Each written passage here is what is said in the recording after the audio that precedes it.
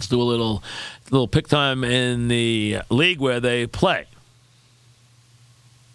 for pay. All right, already week 4, amazingly. 5-4 on the season. We'll see if we can get a little streak going, get a little distance above the 500 mark. Tricky week.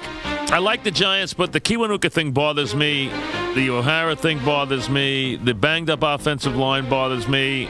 Since they're more than a field goal favorite, I'll pass on the Giants. I was going to pick them, but I'm going to pass now. And got a couple other games anyway. Game number 1, the Broncos and Titans in Tennessee. We saw Tennessee last week. We saw them against Pittsburgh. I very rarely ever pick the Broncos, but I'm going to pick them this week, getting 7 points. I think the Broncos are not a bad 1-2 team. They can move the football. They've actually been throwing the football very well. They're out without Marino again this week, but Orton comes off a 470-yard passing day. He has picked up the offense very, very well. Now, Denver knows if you're going to play Tennessee, which plays the game very close to the vest anyway, that means making sure Chris Johnson doesn't beat you. And Tennessee is very comfortable in playing very close games.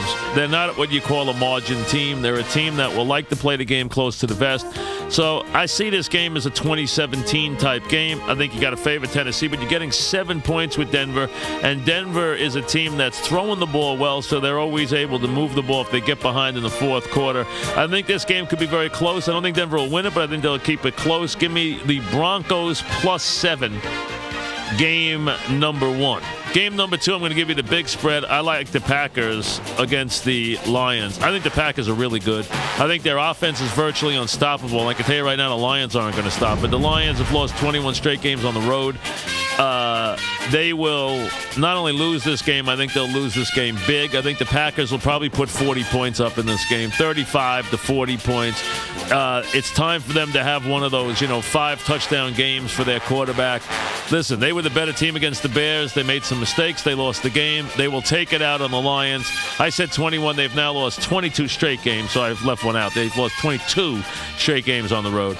So 22 now. And have obviously not fared well anywhere on the road in their division. I think Green Bay's a 14-point favorite. Against most teams, you don't want to lay. With most teams, you don't want to lay 14 points. With the high-scoring Packers, that is not a problem. Look for a 4-touchdown performance from Rodgers. I could see this being a, 42-17. 45-21 type of game. They're a 14-point favorite. I think it's an easy one off a loss for Green Bay to really step it up and roll here.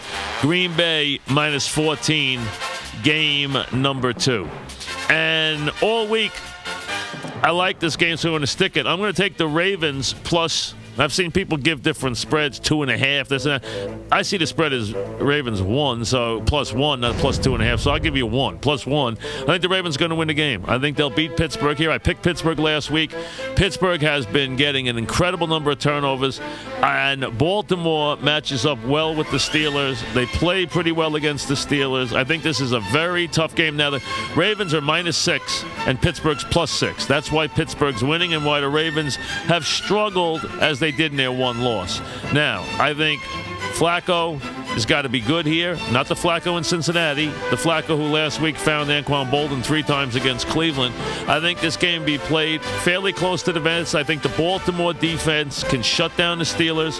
The Steelers, as long as they don't make a big play on defense or a big play on special teams, are going to have a hard time putting up more than 10 or 13 points against the Baltimore defense. They don't have the team with this quarterback that can hurt Baltimore downfield. That's the only place you're really going to hurt the Baltimore defense. So I think the Steelers, who've gotten off 3-0, can count their lucky stars that they're 3-1 after 4 games, and now they can get back to business. If they win this game, they're flying. If they lose this game, I don't think it hurts them in any way. Give me Baltimore plus the point. I think they turn back the Steelers. So the 3 picks for me this week: Broncos +7,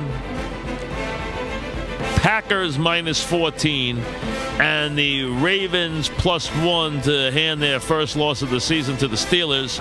The picks for week 4 on the Fan.